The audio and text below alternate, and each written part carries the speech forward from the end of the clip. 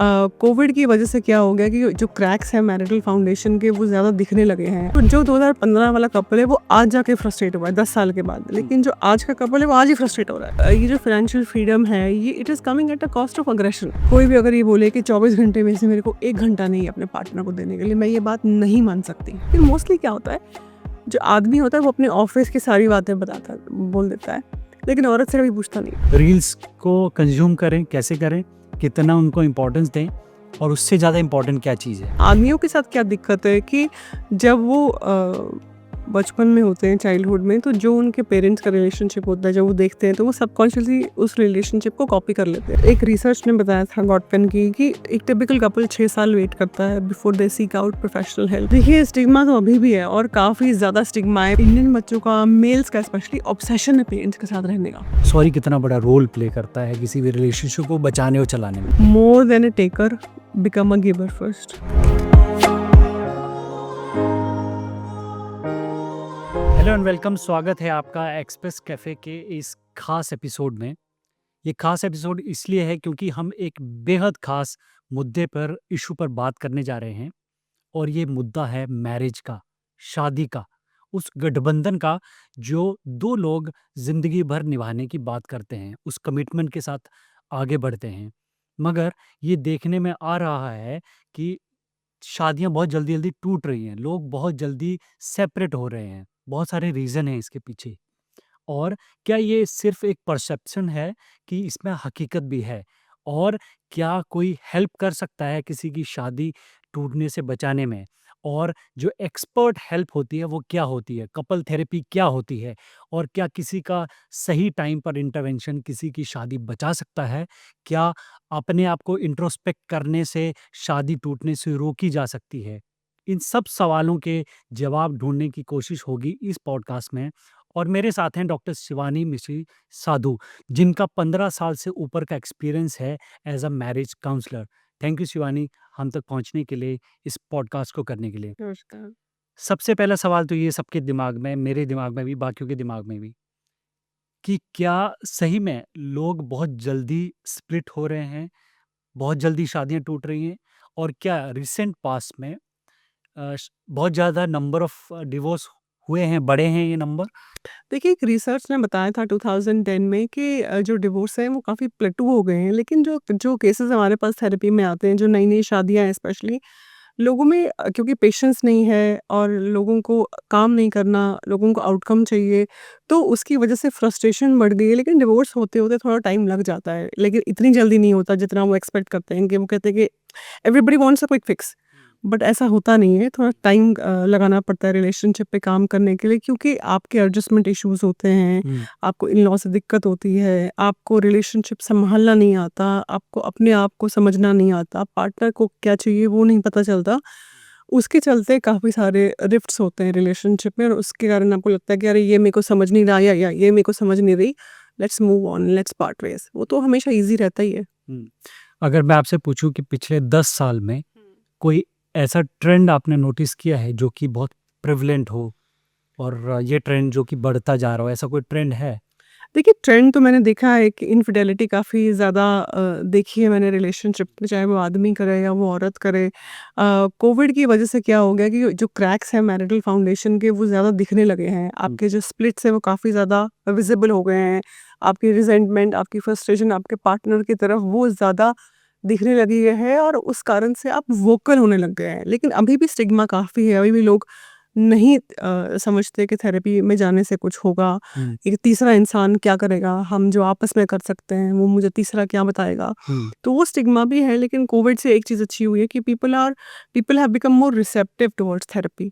Openness बढ़ गई है, थोड़ा स्टिग्मा कम हो गया है, लेकिन स्टिग्मा अभी भी काफ़ी है। स्टिग्मा पे हम लोग बाद में आते हैं। पहले मुझे थोड़ा-सा अपने एक्सपीरियंस के हिसाब से, आप डे टू डे लाइफ में बहुत सारे लोगों से मिलती हैं और उनको काउंसलिंग भी देती हैं। मुझे ये बताइए कि पि 10 साल पहले, आज 2025 में हम लोग बैठे हैं। 2015 से पहले का एक कपल और 2025 का एक कपल, दोनों में अगर मैं कंपैरिज़न देखूँ कि किस तरह के उनकी साइकोलॉजिकल, उनकी मेंटालिटी, उनकी सोच समझ, एस्पिरेशन में बदलाव आए हैं। 2015 वाला जो कपल था उसमें थोड़ी पेशेंस थी, उसमें काफ़ी ज़्यादा पेशेंस थी चीज़ों को टॉलरेट करने की, हुँ। As far as in-laws were concerned, as far as parents were concerned, as far as spouse was concerned. लेकिन आजकल की जो जनरेशन है, जो जो 2015 वाला कपल है वो आज जाके फ्रस्ट्रेट हुआ है 10 साल के बाद। लेकिन जो आज का कपल है वो आज ही फ्रस्ट्रेट हो रहा है। आजकल पेशेंस नहीं रही, हर किसी को रिलेशनशिप से चाहिए, मुझे इस रिलेशनशिप से क्या मिल रहा है, किसी को देना नहीं है। तो you have to learn to become a giver first, then you expect something out of that person in return. हुँ। तो वो मुझे लगता है कम हो गया है। पहले मुझे लगता है कि रिस्पेक्ट थी रिलेशनशिप्स में, it was not as much of tit for tat. अब तो टिट फॉर टैट है, तुमने मेरे लिए कॉफ़ी बनाई, मैंने तुम्हारे लिए कॉफ़ी बनाई, तुमने मेरे लिए क्या किया? हुँ। तो वो है। मुझे लगता है कि फाइनेंशियल फ्रीडम को भी एक्सप्लॉइट किया गया है। पहले फिर भी लोग बेंड कर जाते थे इन टर्म्स ऑफ कि ठीक है, तुम एक काम कर रहे हो, मैं एक काम कर रही हूँ। आजकल जैसे औरतें भी फाइनेंशियली इंडिपेंडेंट हो गई हैं, तो आजकल हर चीज़ में डिवीज़न हो रहा है। केयर में कैसे डिवीज़न होगा, हाउसहोल्ड चोर्स में कैसे डिवीज़न होगा, फाइनेंस में कैसे डिवीज़न होगा। तो मुझे लगता है कि हर चीज़ डिवीज़न से नहीं चलती। तो वो देखा गया आजकल। तो ये आपको नहीं लगता ये तो अच्छी चीज़ है, ये पॉज़िटिव चीज़ है कि अगर मान लीजिए महिलाएँ हैं, वुमेन हैं, वो फाइनेंशियली इंडिपेंडेंट हो रही हैं, उनका से आ रहा है डिसीज़न्स में और जो हस्बैंड्स हैं, वो घर के काम भी कर रहे हैं। हुँ। तो ये इक्वालिटी तो अच्छी चीज़ है, तो इसमें स्प्लिट कहाँ क्रिएट इक्वालिटी अच्छी चीज़ है, लेकिन इक्वालिटी नहीं है। ये जो फाइनेंशियल फ्रीडम है, ये it is coming at a cost of aggression also. बहुत सारे केसेस में मैंने ऐसा देखा है, जो औरतें फाइनेंशियली इंडिपेंडेंट हैं, वो अपनी जो इनकम है वो अपने पास रखती हैं, अपने हस्बैंड की इनकम भी रख लेती हैं, और जो अपनी इनकम है वो अपने पेरेंट्स को दे देती है, जबकि पेरेंट्स वेल ऑफ होते हैं, ठीक है? और घर का राशन से कुछ भी सामान से लेके वो हस्बैंड से माँगती है, देयर इज़ नो प्रॉब्लम। अब जहाँ पे स्प्लिट की बात मैं वहाँ कर रही थी आपसे, कि हर एक चीज़ में आप प्लस माइनस नहीं कर सकते। कहीं पे आपको 70 करना है, कहीं पे हुँ। अगला 30 करेगा, कहीं पे आपको 30 करना है, अगला 70 करेगा। हर चीज़ एक कॉम्पिटिशन नहीं है, हर चीज़ एक स्कोर कार्ड नहीं है कि मैंने इतना किया, अगले ने क्या किया। कभी-कभी आपको कुछ टाइम तक 200% देना पड़ता है, तब जाके कुछ मिलता है आपको इन रिटर्न। लेकिन आजकल नहीं है। आजकल वैसा it's more of a competitive partnership rather than a companionship. हुँ। और लोग बोलते हैं कि इन्होंने शादी कर ली, अंडरस्टैंडिंग नहीं थी, ये अंडरस्टैंडिंग नहीं डेवलप कर पाए। ऐसे भी लोग हम लोग अलग होते हुए देखते हैं, जिन्होंने 10 साल एक दूसरे को डेट किया, एक दूसरे को जाना, मगर शादी के 2 साल बाद ही अलग हो गए। ऐसे केसेस में हम लोग मतलब आपकी क्या फाइंडिंग्स रहती, क्या रीज़न क्या होते हैं? कौन-कौन सी छोटी-छोटी ऐसी कौन-सी चीज़ें होती हैं घरों में 2 पार्टनर्स के बीच में जो कि इस बड़े डिसीज़न तक ले जाती हैं? देखिए, मेरे पास जो अभी जो कपल्स आ रहे हैं, जिनकी शादी या जिनकी कोर्टशिप को 8-10 साल हो गए, 2 साल की 4 साल की शादी और 7-8 साल का कोर्टशिप, ऐसे ही 5-6 साल की शादी, 8 साल का कोर्टशिप, और शादी के कुछ टाइम बाद ही इस रिलेशनशिप में रिज़ेंटमेंट बढ़ गई। तो पहले तो आप एक चीज़ को चेज़ कर रहे होते हैं, जब आपको लगता है ये मुझे मिल गया या मुझे मिल गई, तो वो हासिल करने की चाह होती है आपको। हुँ। लेकिन फिर आपको लगता है कि ये तो मुझे मिल गया, मुझे काम करने की क्या ज़रूरत है? हुँ। तो जब आपको ये फीलिंग आती है, तो कंप्लेसेंसी सेट हो जाती है रिलेशनशिप में। आप you start getting more comfortable, more casual in the relationship. आपको लगता है ठीक है, कोई ज़रूरत नहीं है, हो तो गया है, सब लोग ऐसे ही करते हैं। अब मेरे को ऑफ़िस का स्ट्रेस है, काम का स्ट्रेस है। आज ही एक क्लाइंट आई थी मेरे पास, वो कह रही थी कि दोनों की सेकंड मैरिज थी, हस्बैंड एंड वाइफ की। तो she they both want a kid, but she is feeling so lonely in the relationship कि हस्बैंड बात करने को तैयार नहीं है। ये कहती है कि आई फील लोनली। उनकी भी लव मैरिज थी। तो कह रही थी, तो पहले मैंने पूछा, मैंने कहा पहले बातें नहीं होती थी तुम्हारी? कहती पहले तो बहुत बातें होती थी। कहता अब मुझे कहता है कि मेरे को आता नहीं है। मैंने कहा आता तो है, क्योंकि पहले तो तुमने डेट किया उसको, और अब बात नहीं करना चाहता, एक्सप्रेस नहीं करना चाहता, शेयर नहीं करना चाहता, कहता है मेरे को कोई प्रॉब्लम नहीं है। अब the amount of emotional labour the woman is carrying, वो मुझे कह रही थी, I felt very sad and I hurt. She said, मैं कोशिश करती हूँ उनको मनाने की, आने के लिए। मतलब कोशिश करती हूँ अपने हस्बैंड को मनाने के लिए for something that is important for both of them. तो कोशिश क्यों करनी है? मनाना क्यों है? ये तो ऑर्गेनिकली आना चाहिए ना कि मेरी रिलेशनशिप ट्रबल्ड है। क्योंकि आपको काम नहीं करना, आपको अपने कंफर्ट ज़ोन से निकलना नहीं है। तो इसकी वजह से भी रिलेशनशिप्स खत्म हो जाती हैं। और जब आप जाते हैं थेरेपिस्ट के पास, ऑलरेडी इतनी देर हो चुकी होती है, कभी-कभी बहुत ज़्यादा टाइम लग जाता है, and you feel hopeless by that. आपने रिश्ते में कॉम्प्लिसेंसी की बात की। ये ऑब्वियस भी है, किसी कोई एक रिश्ता होता है उसमें कॉम्प्लिसेंसी भी आती है। एक ऐसा फेज़ भी आता है जहाँ पर चीज़ें उतनी एक्साइटिंग नहीं लगती, है ना? क्योंकि जो आपने कहा कि अचीव कर लिया, आपने हस्बैंड या वाइफ़ ने एक-दूसरे को पा लिया। ऐसे टाइम पर आपकी क्या सलाह रहती है as an expert, as a therapist कि how to make that relationship run?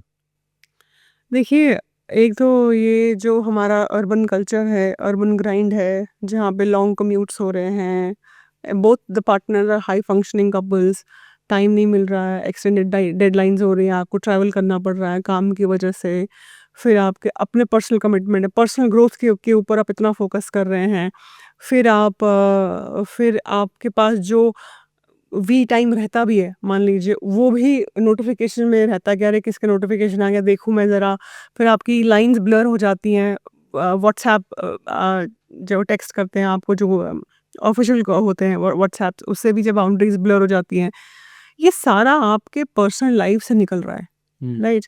तो उसके लिए आप दोनों को इंटेंशनल होना पड़ेगा कि इस समय छूट क्या रहा है, कुछ तो छूट रहा है ना, लेकिन वो जो छूट रहा है वो आपके लिए इम्पोर्टेंट है कि नहीं? हुँ, क्योंकि अगर आप किसी चीज़ को टाइम दे रहे हैं, ठीक है ना? एट सम कॉस्ट, वो कॉस्ट क्या है? अगर वो कॉस्ट रिलेशनशिप से जा रहा है, तो then you should be open about it कि हाँ, ये कॉस्ट है, मुझे पे करना है। लेकिन अगर दोनों इंटेंशनल हैं, तो दोनों उस चीज़ के लिए टाइम निकालते हैं। हुँ, दोनों उस चीज़ के लिए वर्क करते हैं, दोनों ध्यान देते हैं कि नहीं, 8 बजे के बाद का टाइम 1 घंटा ही सही, मैं अपने रिलेशनशिप को दूँगा।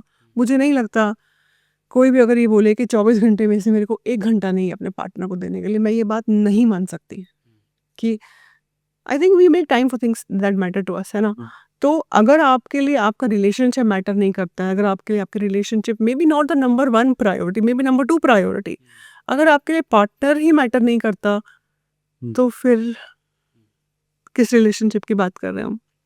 वो जो आपने 1 घंटा टाइम देने की बात की, हुँ। थोड़ा-सा और एक्सप्लेन करिए कि क्वालिटी टाइम क्या होता है? क्या होना चाहिए क्वालिटी टाइम?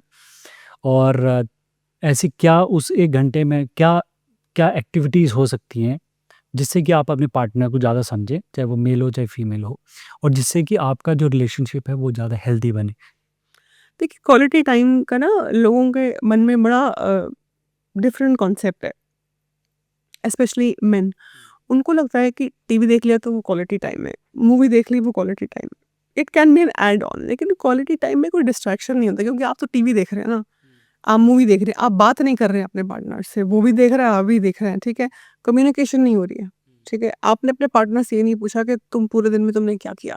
अच्छा, मोस्टली मैंने ये देखा है कि हम जब कहते हैं कि हाँ, हम तो कम्युनिकेट कर देते हैं, हम तो बात करते हैं, लेकिन मोस्टली क्या होता है, जो आदमी होता है वो अपने ऑफ़िस की सारी बातें बताता है, बोल देता है, लेकिन औरत से कभी पूछता नहीं।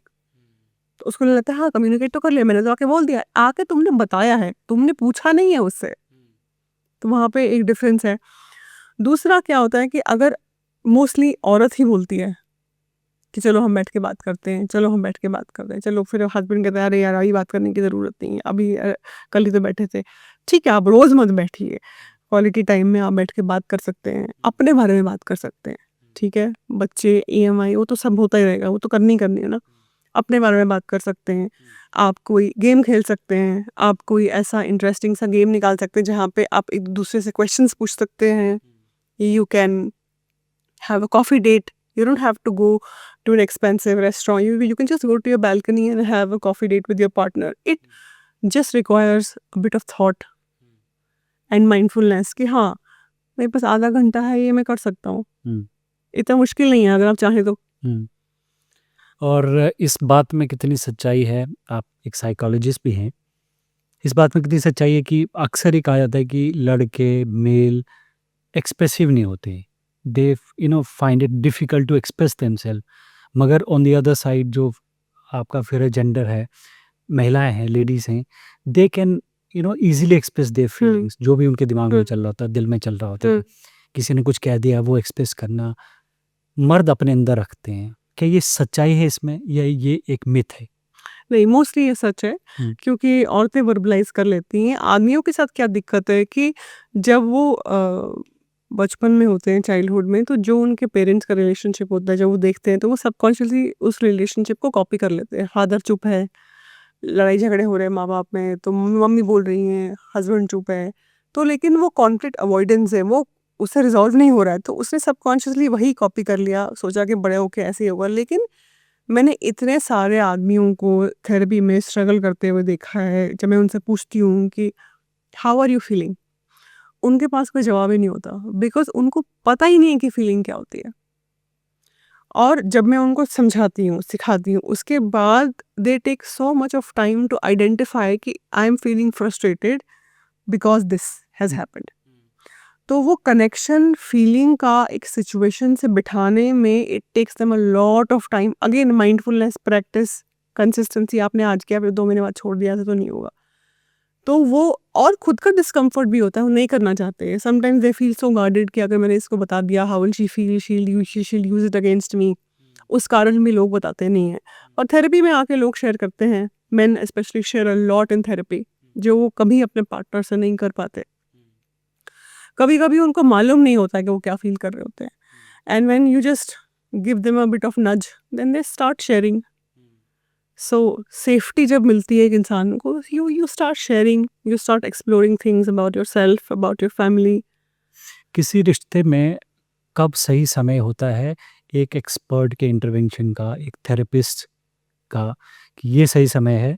और उसको कैसे आइडेंटिफाई, जो लोग हमारी बातचीत को सुन रहे हैं, मान लीजिए कोई साइलेंटली सफ़र कर रहा है, कोई स्ट्रेस्ड है और हमारी बातचीत को सुन रहा है, तो उसके लिए क्या आप एक वो गो अहेड दे सकते हैं कि ये सही समय है एक थेरेपिस्ट या एक एक्सपर्ट की सलाह लेने और उसकी काउंसलिंग लेने का? देखिए पहला तो एक रिसर्च ने बताया था गॉटपेन की कि एक टिपिकल कपल 6 साल वेट करता है before they seek out professional help. अच्छा। उसका मतलब ये नहीं कि पहले प्रॉब्लम नहीं होती, पहले होती है बट यू इग्नोर, आपको लगता है हो जाएगा, कर लेंगे, ज़रूरत नहीं है, किसी के पास जाने की क्या ज़रूरत है। बट धीरे-धीरे क्या लगता है, जब आपको लगता है कि आपकी रिलेशनशिप में दोस्ती ख़त्म हो गई, हुँ? आप एक रूम में बैठ के आप रील स्क्रॉल कर रहे हैं, वो रील स्क्रॉल कर रही है, तो ये कम्युनिकेशन का प्रॉब्लम तो है, ये लोनलीनेस का प्रॉब्लम भी है। हुँ। कभी-कभी you deliberately avoid difficult conversation, आपको लगता है मैं फ़ोन देख लेता हूँ। वो फ़ोन देखना एक डिस्ट्रैक्शन है ताकि मेरे से कोई ये बात ना कर ले, अरे बताओ तुम्हारे बारे में मुझे बात करनी है, हमारे बारे में हम बात कर लेते हैं। सो वो भी होता है, जहाँ पे आपको लगता है कि आप बहुत ज़्यादा रिज़ेंटमेंट बिल्ड कर रहे हैं अपने अंदर। हुँ। क्योंकि क्या होता है, हमें लगता है कि अरे मैं तो कुछ नहीं बोलता, मैं तो कुछ नहीं बोलती, लेकिन जब एक फाइट होती है एवरीथिंग कम्स आउट, तुमने उस दिन ये बोला, तुमने उस दिन ये किया, ये ब्ला ब्ला ब्ला। तो that means you are holding on to something, right? But मैं आपसे जो भी मैं होल्ड ऑन कर रही हूँ वो मैं आपको बता नहीं पा रही बिकॉज आई फील अनसेफ, मुझे लगता है कि तुम मेरे को जज करोगे, तो मेरे पास कोई मोटिवेशन नहीं है आपके साथ कुछ शेयर करने की। जब वैसे वैसे जब चीज़ें पाइल अप हो जाएं, जब रिलेशन सिर्फ एक ट्रांजैक्शन बन के रह जाए, जब आपको लगे कि आप सिर्फ रूममेट्स हैं या फ्लैटमेट्स हैं, जब आप खुल के हँस नहीं सकते, बोल नहीं सकते, जब आप अपनी लाइफ चला रहे हैं, वो अपनी चला रही है, that's the time when you should seek help. और आज भी बहुत सारी भ्रांतियाँ हैं, बहुत सारे स्टिग्मा हैं किसी थर्ड पर्सन की हेल्प लेने को लेकर। एब्सोल्युटली। ये बोल देते हैं बहुत सारे, नॉर्मली पेरेंट्स बोलते हैं मियाँ-बीवी का बात है, इनको लेट देम सॉर्ट देमसेल्फ। हुँ, और हम लोग किसी रिलेटिव को नहीं बता सकते हैं, हम हुँ, लोग किसी एक्सपर्ट से हेल्प लेने सीक करने में भी डरते हैं कि कोई हमें जज कर लेगा। हुँ। तो इस स्टिग्मा को तोड़ना कितना मुश्किल है? क्या आज भी एग्ज़िस्ट करता है? कितना बड़ा लेवल पे करता है? और इसको कैसे तोड़ा जाए? देखिए स्टिग्मा तो अभी भी है और काफ़ी ज़्यादा स्टिग्मा है, बट इसमें एक जो मैंने प्लस पॉइंट देखा है, काफ़ी सारी फैमिली चाहे वो एजुकेटेड हो, चाहे वो रूरल एरिया से आई हो, वो उनमें मैंने काफ़ी ओपननेस देखी है कि पेरेंट्स कहते हैं जाके तुम काउंसलिंग कराओ। बहुत सारे मैंने केसेस देखे और बहुत सारे ऐसे भी देखे, कहते नहीं, अरे वहाँ जाने की क्या ज़रूरत है? अरे ऐसा क्या हो गया कि तुम्हें एक काउंसलर के पास जाना पड़ गया? आपके ऐसा मतलब आपकी रिलेशनशिप बिल्कुल एक फैग एंड पे आ गई है, उसका कुछ हो नहीं सकता, तो आप इसके लिए इसीलिए इसके पास जा रहे हैं। बट कभी-कभी इंसान अपने छोटे-मोटे क्रैक्स के लिए भी जाता है। स्टिग्मा की जहाँ तक हमने बात करी, पहले तो ये बिलीव होना चाहिए कि ये इससे मेरा रिलेशनशिप ठीक होगा। हुँ। अगर आपके पास वो बिलीफ ही नहीं है, तो आप कुछ भी करेंगे तो it will not work. I had a client, he is a pilot. उसने अपनी वाइफ को बोला कि अरे तुम्हारे मेरे बीच की बात है, क्यों जाना है तीसरे के पास? बट द फैक्ट इज़ आप 10 साल से स्ट्रगल कर रहे हैं एक दूसरे के साथ। अगर होना होता तो हो चुका होता ना अभी तक ठीक, नहीं हो रहा है। अच्छा, शादी के मैरिज एज़ एन इंस्टीट्यूशन, इसके कितने मायने बदले हैं ओवर लास्ट डेकेड की अगर हम बात करें पिछले 10 सालों में, क्या शादी वही उसके मायने वही हैं जो पहले हमारे पेरेंट्स के होते थे? या ये एकदम बदल चुका है, इसकी डेफ़िनिशन बदल चुकी है, इसका मीनिंग बदल चुका है? मुझे लगता है कि आजकल की जो मैरिजेज़ हैं they are more person centric. मेरी पर्सनल ग्रोथ, मेरा फाइनेंशियल फ्रीडम, मेरा करियर ग्रोथ, मेरे पर्सनल ग्रोथ उसकी तरफ ज़्यादा है। So it is more of a sometimes I feel, not always, more of a convenient setup rather than a partnership where I share a common vision with my partner. हुँ, तो वो है, पहले की तरह नहीं है कि पहले एक एक सेंस ऑफ बिलॉन्गिंगनेस थी, पहले सेंस ऑफ कमिटमेंट थी कि नहीं we are in this together. आज क्या है, अच्छा तुमने मुझे आज कुछ बोल दिया, let me pack my bags. तो पेशेंस का थ्रेशोल्ड काफ़ी कम है लोगों में आजकल, क्योंकि हर किसी को लगता है कि मैंने बहुत कुछ किया है रिलेशनशिप में और उतना मुझे मिल नहीं रहा है इन रेसिप्रोसिटी में। हुँ। और जो डिफरेंसेस हैं, वो क्या अरेंज मैरिज में भी सेम हैं, लव मैरिज में भी सेम है, या अलग-अलग तरह के चैलेंजेस हैं दोनों में? देखिए अरेंज मैरिजेज़ में क्या है कि अब अरेंज मैरिजेज़ में भी 2 तरीके की होती है। अरेंज मैरिजेज़ में अगर आपका कोर्टशिप पीरियड होता है, हुँ, तो कोर्टशिप पीरियड में अगर आपका कोर्टशिप पीरियड अच्छे से निकल गया, तो फिर भी आपकी लाइफ़ थोड़ी बेटर है, क्योंकि आप you know the other person little better. अब अगर आपका कोर्टशिप पीरियड से ही लड़ाइयाँ शुरू हो गई हैं, तो फिर वो लड़ाइयाँ काफ़ी टाइम तक आगे चलती हैं, क्योंकि जो रिलेशनशिप की बेस होती है थोड़ी बहुत वो तो पहले ही बन जाती है ना। तो जो जब रिलेशनशिप की बेस ही नहीं बनी, तो वो आगे रिलेशनशिप कैसे फ्लरिश करेगा बिना झगड़े के? वो तो झगड़े तो वैसे नहीं होंगे, हुँ, लेकिन उसकी फिर फाउंडेशन नहीं हिलती। लव मैरिजेज़ में क्या होता है कि एक सेंस ऑफ फ़ैमिलियरिटी होती है। आप जानते हो दूसरे इंसान को कि वो कैसा है, कैसी है, आपको पता होता है उसके तौर-तरीके। मगर उसमें भी देखा गया है कि रिलेशनशिप्स में पार्टनर मेल्स स्पेशली बोल देते हैं कि अरे मैं नहीं करूँगा, you deal with it. But research मैंने एक रिसर्च में पढ़ा था कि अरेंज मैरिजेस की probability of success is higher than love marriages. Hmm, okay. हाँ। और ये अक्सर आजकल डिस्कस होता है यंग कपल्स में कि पेरेंट्स से अलग रहना, स जो जॉइंट फैमिली सिस्टम है उससे अलग रहना, न्यूक्लियर फैमिली का जो कॉन्सेप्ट है, उसमें क्या उनको हेल्प हो रही है यंगस्टर्स को एक-दूसरे के साथ डील करने में, या फिर वो अलग तरह के चैलेंजेस फेस करते हैं? देखिए हेल्प मिल भी रही है, नहीं भी मिल रही है, क्योंकि हेल्प मिल रही है एटलीस्ट अगर आपका झगड़ा हुआ है, अगर आपकी बात नहीं बन रही है आपस में, तो अगर आप बाहर फैमिली मेंबर्स हैं तो वो थोड़ा सा आपको डिस्चार्ज कर देते हैं, थोड़ा समझा देते हैं, थोड़ा बोल देते हैं कि नहीं थोड़ा पेशेंस दिखाओ, इट टेक्स टाइम, शादियाँ ऐसी ही होती हैं, don't give up so easily. और अगर आप साथ में अगर आप न्यूक्लियर फैमिली में रह रहे हैं तो फिर वही झगड़े, क्योंकि कोई देखने वाला नहीं है, एक दरवाज़ा पटक रहा है, दूसरा सामान फेंक रहा है, दूसरा टॉन्ट मार रहा है, दूसरा कुछ और कर रहा है। फिर आप क्या करते हैं, आप अपने फैमिली को जाके बोलते हैं इसने ये किया, लेकिन आप ये नहीं बोलते कि मैंने क्या किया, बिकॉज़ 2 हाथ से ताली बजती है। वहाँ पे इट क्रिएट्स मोर कियोस। सो आप किसी और के पास जा रहे हैं, वो किसी और के पास जा रही है, फिर इतना डिवाइड बैठ जाता है रिलेशनशिप्स में। बट जब हम बैठ के बात करने पे आते हैं तो कुछ होती नहीं है बातें, बड़ी छोटी-छोटी बातें होती हैं। लेकिन मुझे लगता है कि जब मैंने किसी भी पॉडकास्ट में ये बात करी है कि फैमिली से अलग रहने में कोई प्रॉब्लम नहीं है, तो काफ़ी बार मेरे को सुनने को मिला यार ये तो घर तोड़वा रही है। आपको आपके पेरेंट्स को नहीं छोड़ना है। कोई नहीं कह रहा है, कोई थेरेपिस्ट ये नहीं बोलेगा अपने पेरेंट्स को छोड़ो।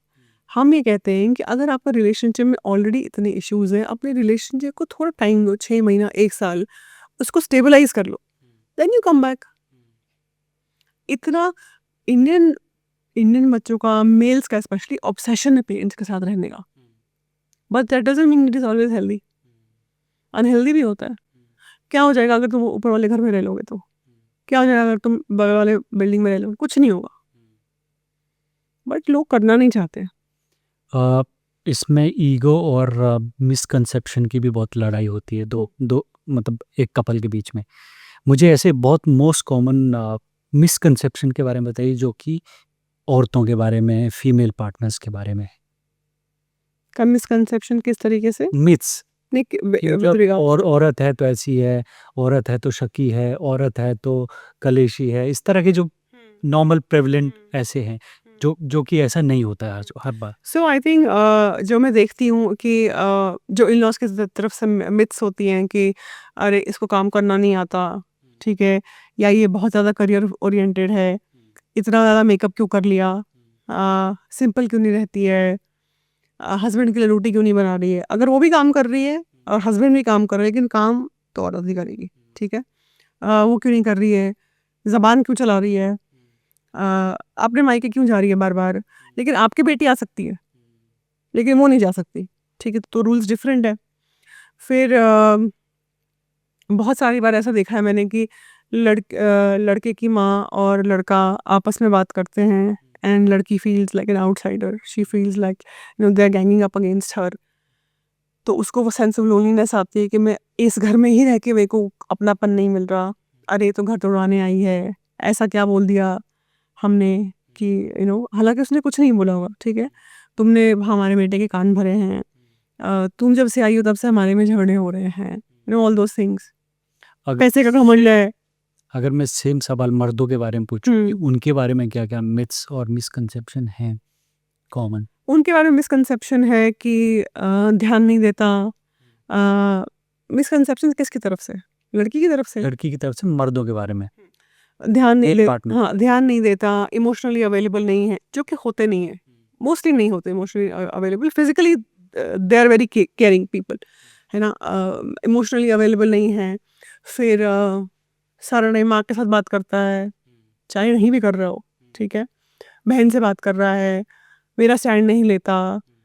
अभी अभी अगर अगर मेरी सास से मेरा झगड़ा हो गया, मेरे को सपोर्ट नहीं करता, तो सपोर्ट कम मेरे सुनता नहीं है, चीज़ों पे एक्ट नहीं करता, एक्शन नहीं लेता चीज़ों पे, चीज़ों को लाइटली लेता है ना।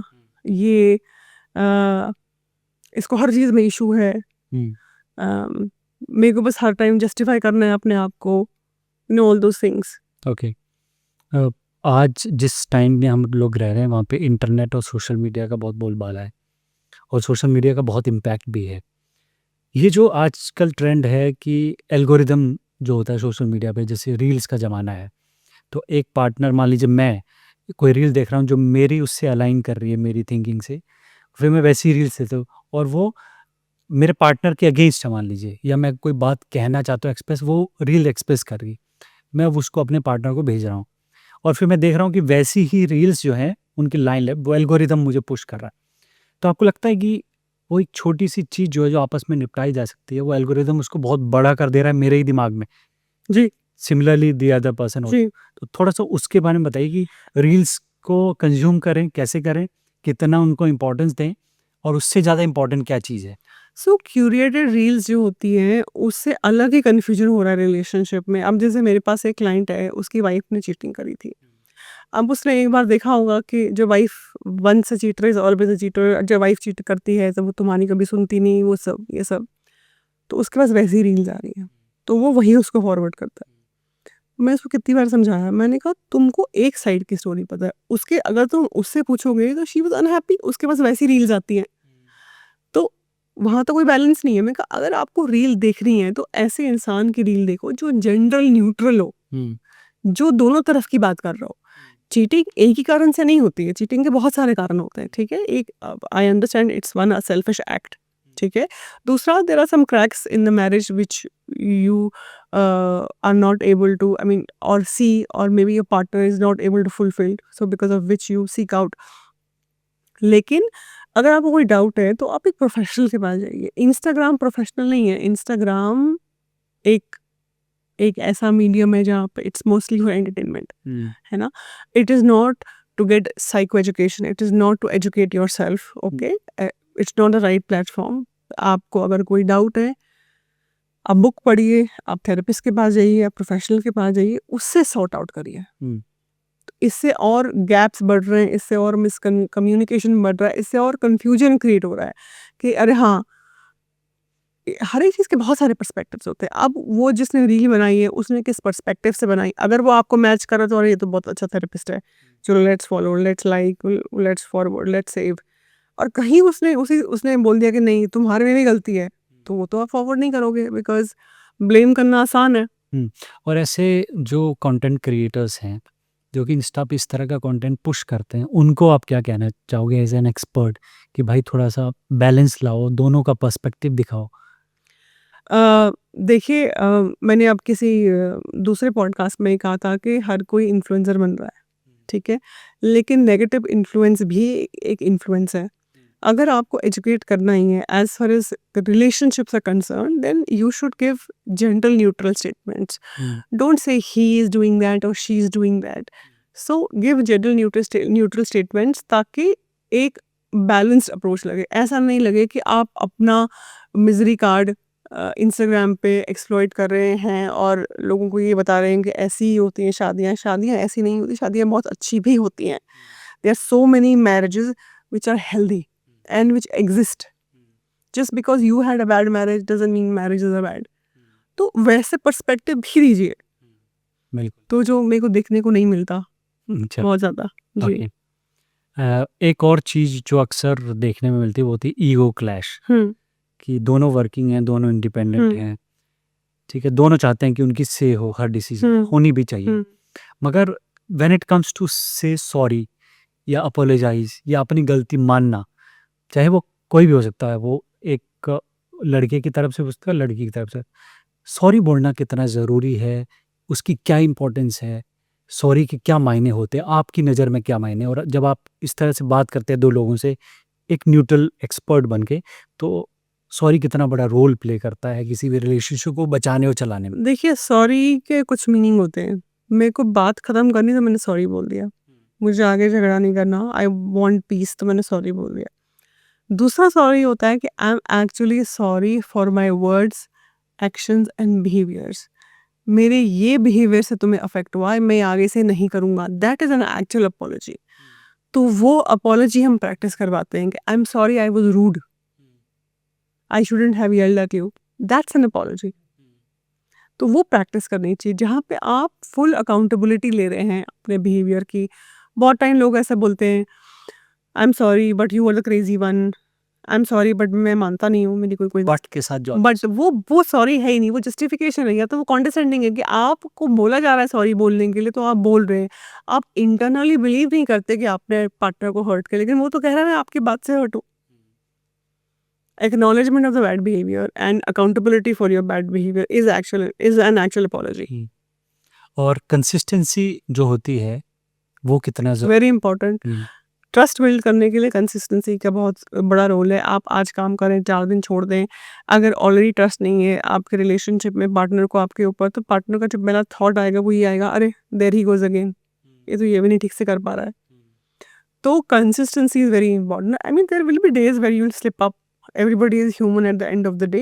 लेकिन फिर ये बोलें कि हाँ, मेरे से गलती हो गई, या मैं 4 दिन कर नहीं पाया, या this week is very busy, that's also okay. एक सवाल जो मेरे इस पूरी कन्वर्सेशन के दौरान आ रहा है वो ये है कि 2 लोग होते हैं, 2 फैमिलीज़ हैं, 2 वैल्यू सिस्टम हैं, बहुत ही अलग हैं, उनका तरीका अलग है, हमारा तरीका अलग है, हमारा तरीका अलग है, उनका तरीका अलग है, और हर किसी को अपना तरीका ठीक लगता है। उसको लगता है कि मैंने तो बचपन से यही देखा है, सामने वाले को लगता है मैंने तो बचपन से ही देखा है and this is the right. ऐसे में 2 लोग जब साथ में रहना शुरू करते हैं, तो अपने जो वैल्यू सिस्टम है वो क्लैश करते हैं, कल्चर क्लैश करते हैं, है ना? थिंकिंग क्लैश करती है। ऐसे में क्या सलाह होती है उन लोगों को आपकी तरफ से कि कैसे एडजस्ट, एक बैलेंस, एक राइट बैलेंस कैसे स्ट्राइक किया जाए और कैसे उस रिश्ते को हेल्दी बनाया जाए? देखिए बैलेंस क्रिएट करने के लिए you have to understand and your partner is coming from a different perspective, और आप एक डिफरेंट पर्सपेक्टिव से आ रहे हैं बिकॉज आपकी अपब्रिंगिंग वैसी है। अपने पार्टनर के पर्सपेक्टिव को भी उतनी ही इम्पोर्टेंस दें जितने आप अपनी को दे रहे हैं।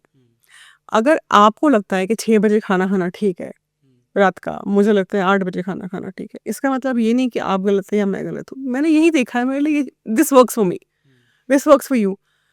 बट मेरे लिए उतना ही एक्सेप्ट करना ज़रूरी है कि आपके लिए 6 बजे खाना कितना इम्पोर्टेंट है, एंड वाइस वर्सा। हुँ, उसके बाद आप कॉम्प्रोमाइज़ कर सकते हैं। You can become good you should learn to become good negotiators in a marriage, provided you are curious to know where your partner is coming from, okay, about their belief system, about their core values. And once you know that fully, then you will be more willing to bend. Otherwise it looks like a zid, hmm, 6 versus 8, हुँ, कोई meaning नहीं है इसका। हुँ, okay. ये तो हो गई youngsters की बात। हम लोग आजकल ये भी देख रहे हैं कि बहुत ऐसी शादियाँ भी टूट रही हैं, ऐसे भी स्प्लिट हो रहे हैं, जिन्होंने शादी 25 साल, 30 साल, 40 साल तक चलाई। बच्चे हो गए, उनकी भी शादियाँ हो गई हैं and ultimately they are calling it off. क्या है रीज़न इसके पीछे? Build up resentment, blame, frustration, loneliness, lack of friendship, lack of empathy. You fall out of romance. Trust नहीं रहता रिलेशनशिप में। ये सारे कारण होते हैं, कारण सेम होते हैं।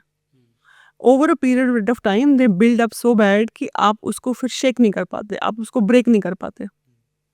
फिर एक टाइम आता है कि नहीं, I don't want to be with you no matter what.